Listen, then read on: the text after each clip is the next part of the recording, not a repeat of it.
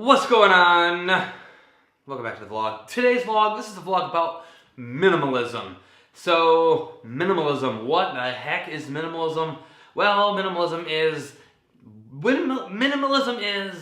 living with less, trying to live with no excess, trying to only have in your life what is making you happy and what adds value to your life.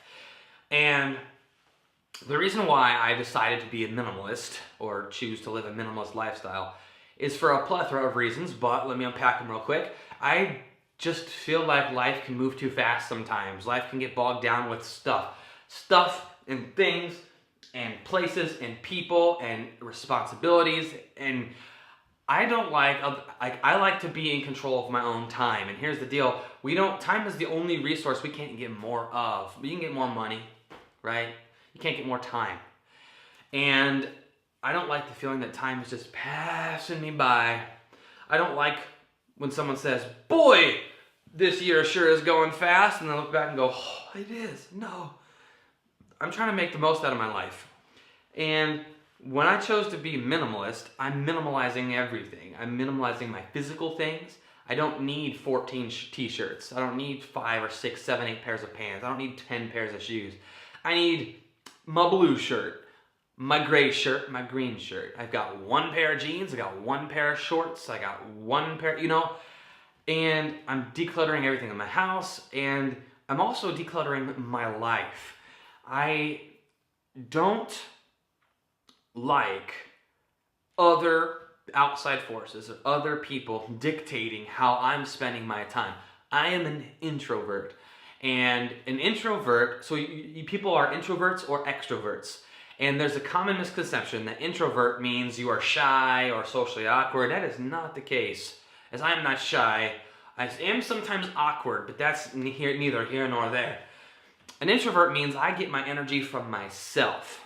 An extrovert means you get your energy from other people. So how I recharge my batteries and how I get my energy is by being alone and spending alone time. So before a big old outing, before a big going out night or a big family get together or something, I need some alone time to recharge my batteries.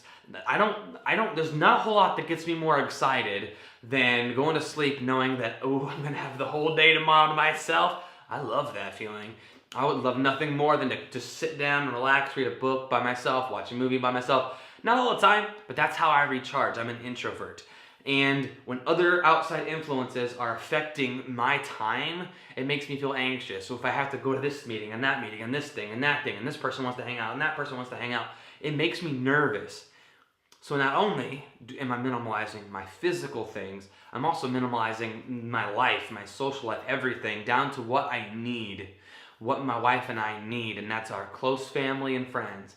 And we have our own job. Kristen and I, I'm a teacher. Kristen is a social worker. And then choosing a hobby outside of that, which is YouTube, which is quickly becoming more than just a hobby. It's becoming my life. And then she does music. She sings at the church. She sometimes does some private voice or piano lessons. We pick a thing outside of our work, and then we try not to involve ourselves in too much other stuff. Life can get so busy. I've heard so many horror stories of parents. We're not parents yet, so that'll be a whole new thing. But so many horror stories of parents saying, well, after school I have to go take Jimmy to baseball practice, and then right after baseball practice we got to rush over and go to soccer practice, and then Tina's got her flute lessons, and we got to run her over to ballet. It's like, what? No, relax. And then there's no time for yourself. Again, not a parent. I could completely be different when I'm a parent. I know, kids got to be involved in stuff. But when I was growing up, I was able to pick one thing per season. I had to pick football or soccer. I picked football. I could do one thing. My parents weren't trying to rush me around all over God's creation. Nope, you pick one thing and you just kind of deal with it. I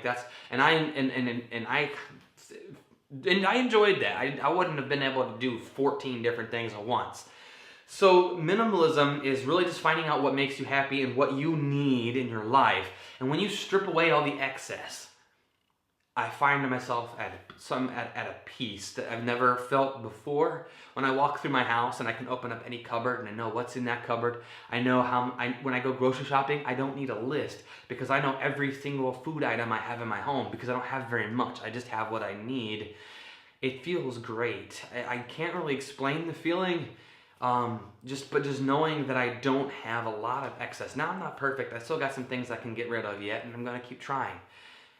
But to live with what I need and not what I want it's liberating in a way. Now again, I'm gonna buy stuff here and there, but Kristen and I have got to the point where if I'm gonna buy a new shirt, I gotta get rid of an old shirt. If I'm gonna buy something else, I gotta get rid of an old thing of that, donate it or sell it or what have you.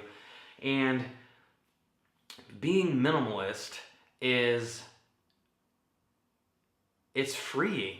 It's not tying yourself down to material possessions and, not putting my self-worth in the things that I own. It's something that was hard for me because I used to be such I would just impulse buy something for the rush of impulse buying and then immediately feel the buyer's remorse afterwards. And you can't fill any void in your life or fill any sort of emptiness with a thing. It just doesn't work out that way. And what inspired me to become a minimalist was actually a documentary on Netflix called Minimalism, or The Minimalist. I believe it's called Minimalism, but it's put on by It's put on by two guys that call themselves the Minimalists, and they have a podcast. You can look for it on iTunes or wherever you watch your podcasts. They have a YouTube channel as well, and it's just very inspiring to listen to their stories. They were both Fortune 500. They were both corporate guys making six-figure salaries a year, all the fancy clothes and cars and everything. And they gave it all up because they found that they weren't actually happy. They were working 80 hours a week, but they weren't happy. So that really inspired me to try it out. And that's what I'm doing. I'm trying to minimize my life and keep everything simple. If I can simplify and keep everything simple, if I work on the outside clutter, then I can work on the inside clutter, which we all have. We all have inside clutter that we got to work on, things that we're trying to work on personally. And for me, being an introvert, that coincides with being a deep thinker.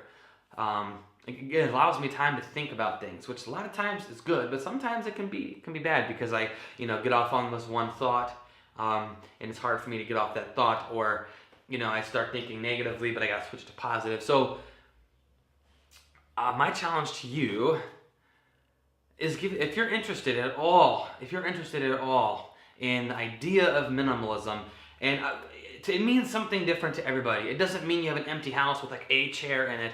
It just means that you don't have a whole bunch of excess stuff that you don't use. Everything that in your house has a use, a purpose, or it brings you some sort of happiness or value.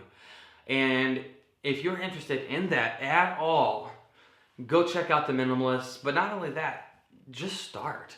There's no right way to be a minimalist. Go through every room of your house. Pick one room a day. Go through it. Pick up this item and say, do I absolutely need this thing? Does it bring me value? Do I use it? Does it bring me happiness? And if the answer is no, then get rid of it. And I think that you'll see that you'll become, at least for me, it's made me happier. It makes it so much easier to clean the house. I don't have drawers and drawers full of unwanted or unused things. It makes everything simpler. And if you're feeling like your life is a little too cluttered or too chaotic or too, out there, right? Then try it out. I hate the feeling like I'm reacting to life. Being a minimalist, having everything in check, everything in its place, gives me an opportunity to stay on top of things so I don't feel like I'm just reacting to life. I am on my own path, and I am not reacting, but I'm proactive to life, and I'm planning out my days, and I'm trying to live the simplest, best life that I can live. And it's all due to the fact that I'm able to declutter and be a minimalist. So that's just a little bit of tidbit for you there. As a teacher, that can be sometimes hard, especially in a classroom, you have so much stuff.